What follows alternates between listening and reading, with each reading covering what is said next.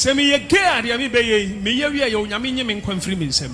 Semi ye gay a me ye wi ya onyame onye me nkwanfiri me nsem. Semi nya gay so a obi bia obetena baabi agina baabi aka so Owusu Bempah ye gay. Onyankopon onfa yare anu aduro strike. Obi a wonim obebi na no aka so Owusu Bempah ye gay. Semi ye gay a said your bottle up papa onyame strike me. Maurice Ampaw. Ah, oba me nche be sresre bisika. Maurice Ampaw. I was at this week we know a beef stroke curse. Ye beefu bie no na ye brubi nua. Ye beefu bie no na ye brubi nua. Me brovi am tro say agrasco agrada. All hopes are there beef no. Agrasco bedroom hopes in. Edi hopes the picture na go share say bi ejana mu ebinimu. Where there? Ayes of Penyah Rev Owusu Bempah. Ano abe bro ma me Ngege Afia Schwar chama Wontumi any Maurice Ampaw wabe bro mu eze bia bro de ne kese na akọ Afia Schwar so ense be da ekoso aha Penyah bro media mesra say ni dim over like video na da ma subscribe to the notification and latest update na ba kire wa adwen de ama me e wo comment section so oba so a no ashi video mo so enya bi ahwe. This week it's going to be a very long week because Owusu Bempah be come to kwan ebe beef obi agina brand chama Wontumi na asenanse no ala se ne garanti densem no secret council akọ ready ni fear is why shikaka eje anka china no pa anka no pay ko chama Wontumi reply ebeba obe kai say asemu a Reverend Dr. Owusu Bempah ebe kan say already confusion at NPP party mu no enti nsem pia no mama mu mfa ni agro. Enti yenuanom NDC se me hunu bribi form a me baba betudwa ba wen ye yenuanom NPP enti muntu wana mona munya hu bribi now mon kanchire yenua honorable Kennedy Japan ma onyai politics adia onsre nyame na nyame mfa nnom no eye nkwatenten apomden nkwatenten sanse a time is coming. A time is coming. A brebi back. A brebi back. Say, or to me, I am near was warrior. Said the Tibia Robert Nagana Konya Cassius. Muntiame, tie. And yes, sir. O man can and Crofo Bebre Tiamu Freno. Etina make us the same way. Ebra Crofo Bebrentiam Freno. Na NPP for nkwaye omu primary si na makane dada na makachre ono ampo dada e woni fie e woni office atam no nya na dwene kura se obe stand se enkoto abama no. And I told him the country so penny a time is coming me hu akonya ya Ghana presidential seat na me hunu se onyame tumi apagya do atena akonya no so enunti me sa omu primary sa no omu kono na me ni time wo ho ameba ho mpae because me hunu se ote NPP akonya kese so ba me hu so ote NPP sorry me hu so ote Ghana akonya kese so ye wo Ghana akonya ne o NPP akonya de me hu ya no man kan chan se honorable ma hu so ote NPP fo akonya kese so so be flag bearer ma hunu ba me ka chan se honorable ma hu se Ghana presidential seat ma hu se onyame tumi apagya watena so sanam ka kire no satan no munya nkoto abai enti abai mu kwa akoto mu se manhya ho nkoma nka ho hwe me betufo efa ho ba man ka ho hwe sanse se die tibiara se ya papa no onya politics no ma na ba mummu no obegina na obe tutu niema bi atutu anamo bi no oni awurade benya yonkofa nanti a me se ebre bi beduru onyame de o me be hye nensa opa mumu date into number who say you divu that's not my anointing I found some kind of professional how na make them a divu boni ye de kunuma wie ne kuma Owusu Bempah hey we will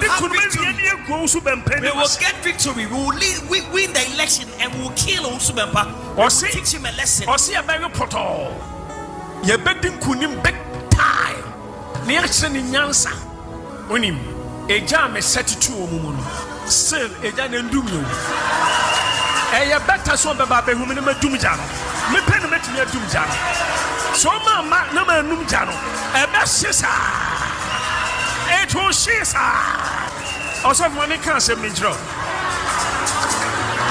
minim minya politics ba minim ni oma pani John Dramani Mahama 2028 so no abesa ko so ye for years no nko biem no be mo obi ako I don't know oma mi hunu ntem ena me ka say mo boldly e wa ha na me ka kire MPP se me man choose ama wo mo dom de ne baba bia on be lose election put your hands together. And sparking a whole lot of conversation on social media.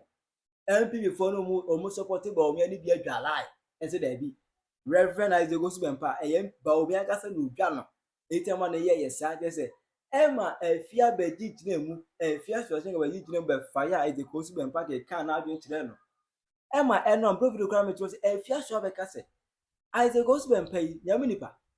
O boni tunum just wo ye gay so for boni tunum so for wala mona wale egu moda eja nko eto kese eja osoko amesi de ato so ne ani bro so boni tunum obeka nse we e ma chama won tumi so be fire no bi atwam ma me ngege ke kan te o TikTok but I say Maurice Ampaw e be fire no just say we na e koso na e na annual Sunday o se bo waso na o si da bi de e koso no one can say three who abusuan ye you but no be twa sakura bia woni nya ho da ene ne obeti simo then assembly o catch the fear saying say woni ni turumu da ana fear so odi turumu da ne enu mi we nyina no enkoma no osofo mumra church members bibi koso ho so for mumra na me pese me addresses are the way once and for all. Now there's something going on which I wish I can address it once and for all. Now saying obia social media obia timdidi obia tem free. Now on social media it seems that without hesitation anyone insults anyone without any consequence. Ebrebi atwam so bidi atem na lawyer omunya ho adwuma minim dia na lawyer ye ana minim dia wo ye se wo ye wo se wo jaye wo mentiase ntiama krofo bi anya opportunity fun bi na dabia no mudidi atem now also for adentina me kase omudi matem afo mu kokota wonye adan ye dia ase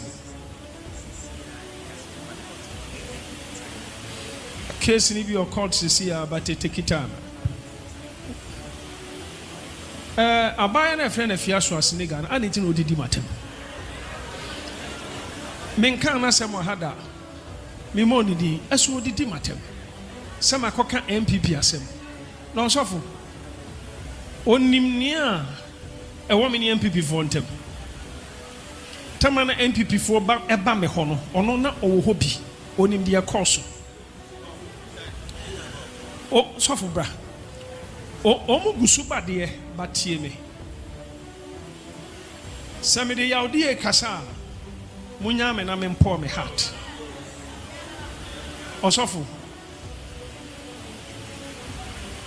Afia Schwar Senegal me ka se brebi o ka se the MPP for the year me no senka ono no mu ye ne sa ko be ye more than a chair de me ye na di enti na Afia Schwar Senegal didi matem se me cassette ya MPP for I am a bonny o man nim so my o my me bonny o munya me bonny asenka o mu krofo a o mu kasa mo mo communicators senka o mu kasa o radio so ni TV so empa chose ya ye Owusu Bempah bonny emma mpanifo akura ba me nchen e pa me chew so my me bonny they know so my me bonny and it's true. O man treat me ye me musa bibi en free omo ho ti Afia Schwar Senegal say NPP for my car why na catch NPP for my car even onipa nimpa ohun ni ama ye de ama MPP na ope masem a oto cars so the man crofo ma boa ma MPP aba power a de me kan ho a o ma me kan ne bimpo chief of staff ene ne kontokwa ene ne yaka sa dentina wa ma me kan ne bi chief of staff edidi na tem metia me bofui ama metuo mu ka se monye mu ka obie ni hono mu a me Owusu Bempah makɔ ne nkyɛn akɔbusa ne sika MPP na Kufuor ma musa ne sika da obia so no mo ma me sika yɛ ka se yɛ ka me mmom mpo na me ho akɔdim me sika mpo na akɔdim na mentiase etimi kasa ma bompa ya start confusion and MPP for one time may you right and it's true although my ba omo pamichao but say chow panam and so many still me jana tomsa confusion be komsa unim me nyame o but me nyame akoa ena nyame nim bra me breye ema MPP Niama me famu because of MPP. Must spend a lot. Many men nam for sika.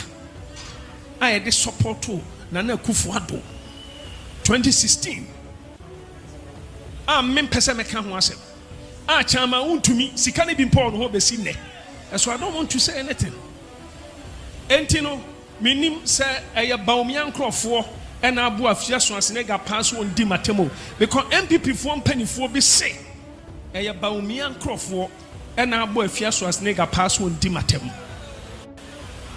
MPP for an pennyfo na catch them but as a Afia Schwar matemba who say say o me di matembi yaso so wajai bibia de go from oni matembi enunti and I meso me kana boko nanka men kana boko say na de mentia se ne say osimi ye gay